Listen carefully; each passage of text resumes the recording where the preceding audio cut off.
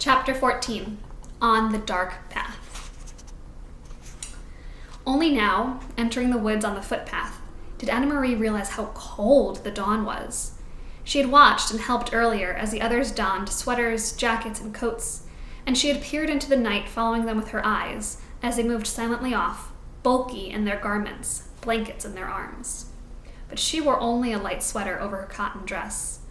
Though the October day, later, would be warmed by sunlight, now it was gray, chilly, and damp. She shivered.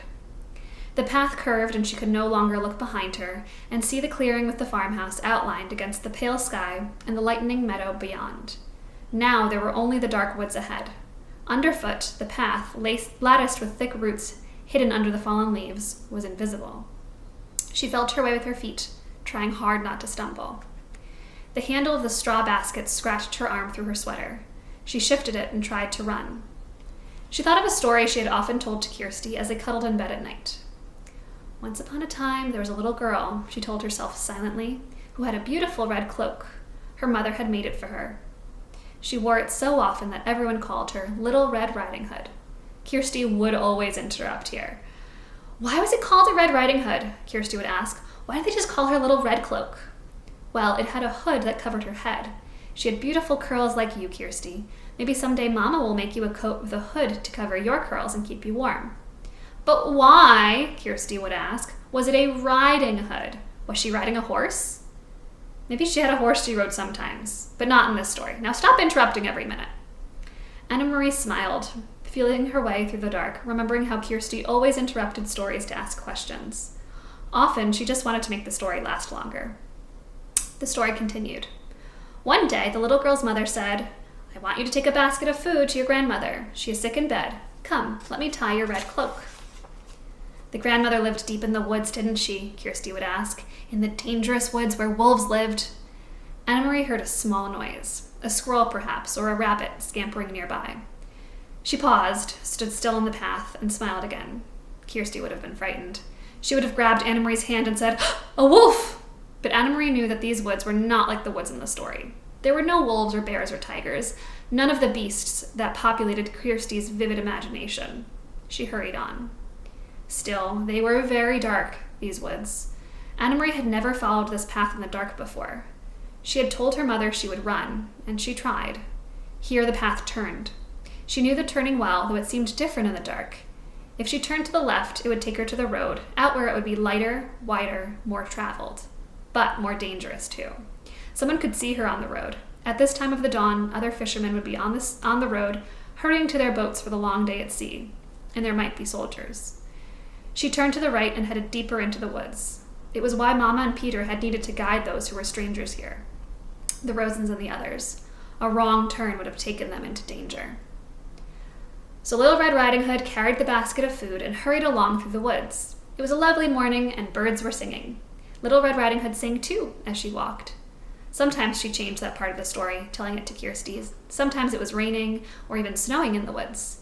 Sometimes it was evening with long, frightening shadows, so that Kirsty, listening, would snuggle closer and wrap her arms around Anna Marie. But now, telling it to herself, she wanted sunlight and birdsong. Here the path widened and flattened. It was a place where the woods opened on one side, and the path curved beside a meadow at the edge of the sea. Here she could run, and she did. Here, in daylight, there would be cows in the meadow, and on summer afternoons, Anna Marie would always stop by the fence and hold out handfuls of grass, which the curious cows would take with their rough tongues. Here, her mother had told her, Mama would always stop too, as a child walking to school. Her dog, Trophist, would wriggle under the fence and run about in the meadow, barking excitedly, trying to chase the cows, who always ignored him. The meadow was empty now, and colorless in the half-light. She could hear the churning sea beyond, and see the wash of daylight to the east, over Sweden. She ran as fast as she could, searching with her eyes for the place ahead where the path would re-enter the woods in its final segment, which led to town. Here. The bushes were overgrown, and it was difficult to see the path here, but she found the entrance beside the high blueberry bushes. How often she had stopped here in late summer to pick a handful of sweet berries. Her hands and mouth would be blue afterward. Mama always laughed when she came home.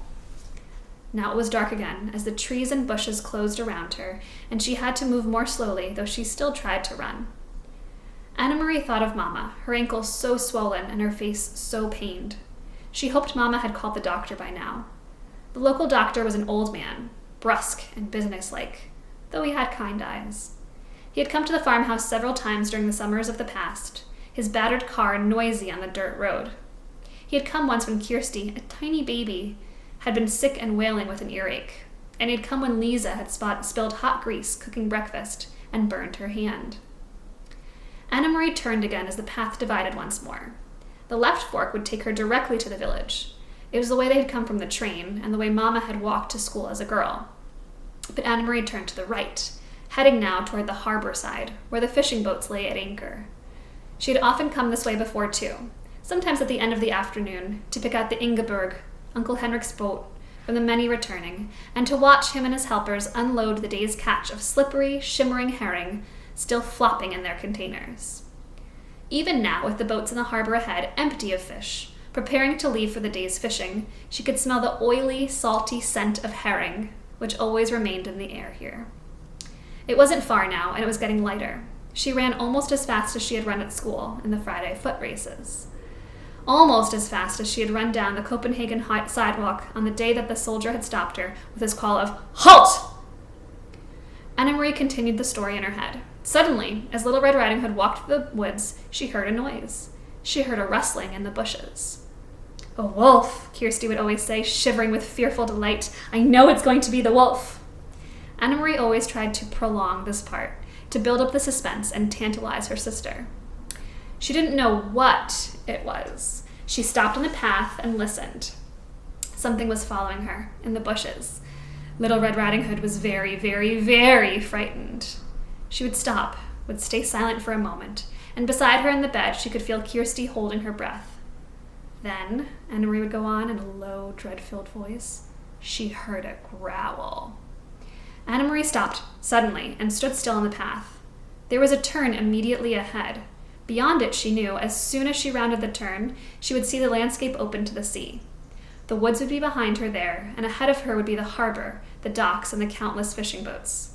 Very soon it would be noisy there, with engines starting, fishermen calling to one another, and gulls crying.